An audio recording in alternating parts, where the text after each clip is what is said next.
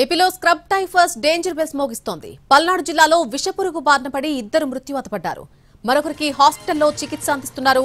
ముప్పాళ్ల మండలం రుద్రవరంలో టైఫస్ లక్షణాలతో ఇంటర్ విద్యార్థిని జ్యోతి చనిపోయింది.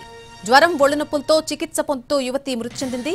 ఇటు రాజుపాలెం మండలం ఆర్ఆర్ సెంటర్ కు చెందిన నాగమ్మ అనేటువంటి మహిళ టైఫస్ లక్షణాలతో చనిపోయింది. 20 రోజుల క్రితం ఇద్దరు జ్వరం, ఒంటి నొప్పులతో హాస్పిటల్లో చేరారు.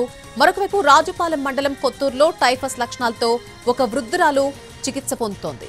స్క్రబ్ టైఫస్ లక్షణాలతో ఇటీవల విజయనగరంలో ఒక మహిళ కూడా చనిపోయింది. టైఫస్ లక్షణాలతో ఇప్పటివరకు ఏపీలో 3 చనిపోయారు.